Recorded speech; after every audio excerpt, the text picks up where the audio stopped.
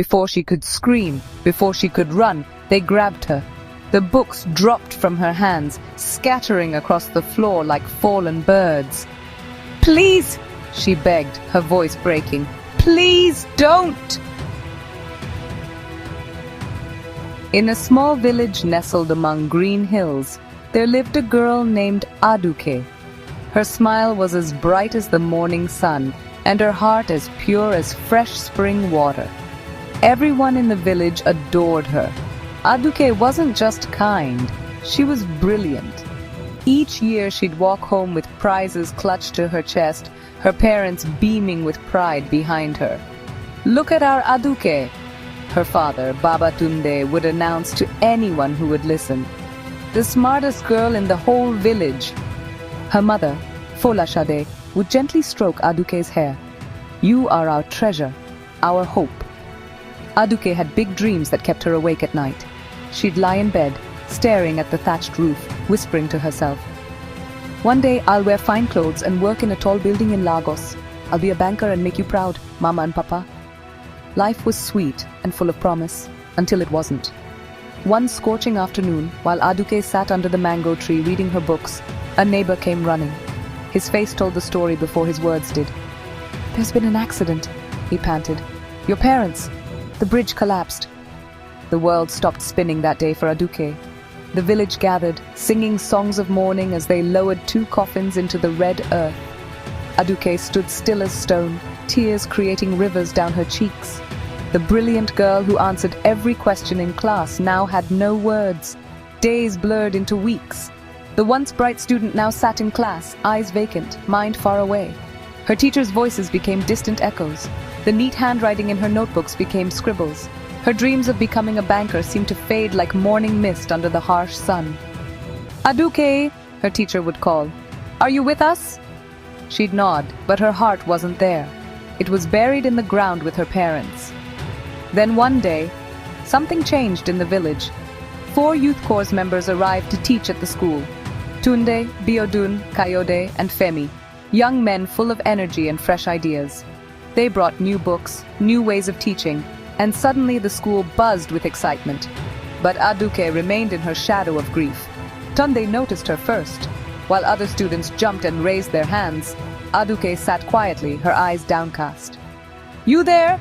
he called one day, pointing at Aduke. "What's the answer?" The class went silent. Aduke's mind emptied.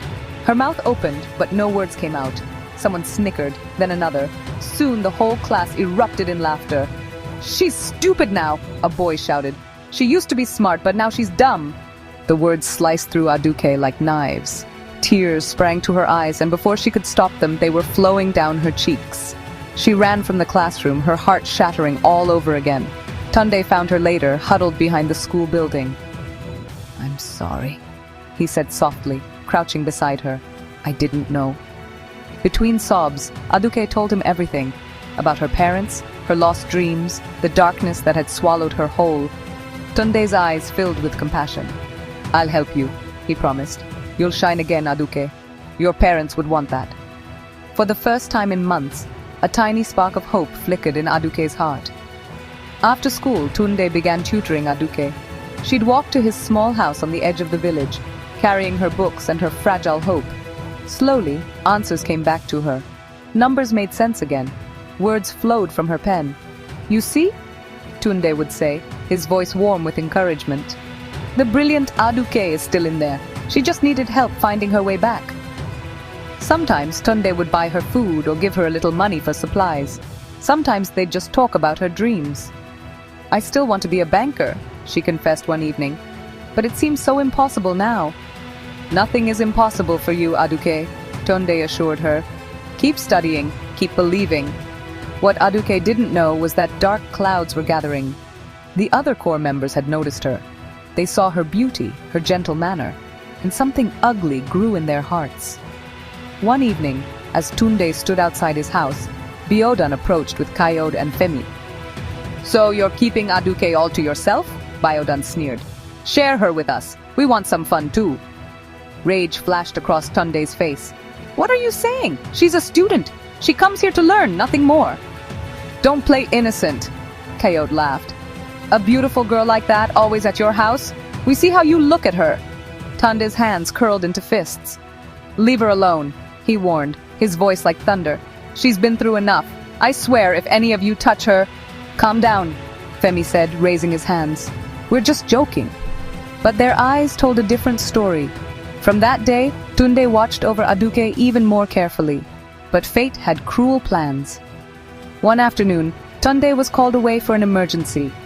A message came from the Corps headquarters. His mother was ill, and he needed to return home immediately. With no time to warn Aduke, Tunde left the village in a rush.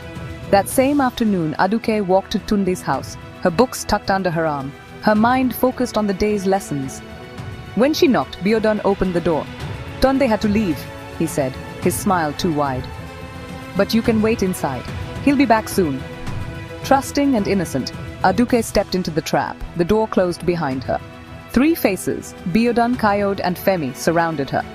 Their friendly masks dropped, revealing the monsters beneath. Look at the pretty Aduke, Biodun whispered, his voice making her skin crawl. Before she could scream, before she could run, they grabbed her. The books dropped from her hands, scattering across the floor like fallen birds. Please, she begged, her voice breaking. Please don't. But mercy wasn't in their hearts that day. The pain they inflicted went beyond her body. They broke something deep inside Aduke, something precious and irreplaceable. Her cries for help went unheard, drowned by their cruel laughter. They all took turns on Aduke, all 3 of them. When they finished, they left her there, broken, bleeding, shattered. Aduke curled into herself, her body racked with pain, her soul torn apart. If you tell anyone, no one will believe you, Biodun warned as they left. They'll just say you've been with all of us willingly. Somehow, Aduke found the strength to drag herself home. Every step felt like walking on broken glass. But the physical pain was nothing compared to the storm raging inside her. The next day, whispers started in the village. Girls who had always envied Aduke's beauty and intelligence spread vicious rumors. Did you hear? Aduke has been sleeping with all the Corps members. That's why she's always at Tunde's house. The whispers grew louder, turning into open gossip. Fingers pointed, eyes judged. The same villagers who had once praised her now shook their heads in disapproval. Shame enveloped Aduke like a suffocating blanket. She couldn't bear it, the stares, the whispers, the disgust. With her heart in pieces, she packed her few belongings and slipped away from the village in the dead of night. Like a wounded animal, she sought a place to hide and heal. Months passed. The Corps members completed their service and returned to their lives in the city.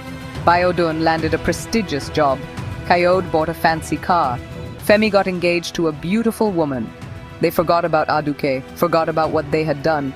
Life went on. But darkness has a way of catching up. Biodun was the first to fall. One morning, he walked into his office to find his desk cleared. "You're fired," his boss said coldly. "Leave immediately." No explanation, no second chance. Next came Kayode. Healthy and strong one day, he woke up the next barely able to stand. Doctors scratched their heads, ordered tests, prescribed medicines. Nothing helped. His body weakened daily, his life force draining away like water through open fingers. Then Femi's world collapsed. A phone call in the middle of the night brought news that destroyed him. His parents, siblings, even his fiancée, all dead in a house fire. In one night, everyone he loved was gone. The 3 men didn't connect their misfortunes at first. But as their suffering continued, a chilling pattern emerged. Everything they touched turned to ash. Every plan failed, every hope withered. Desperate and afraid, they sought help from a babalawo, an old man with eyes that seemed to see beyond the visible world.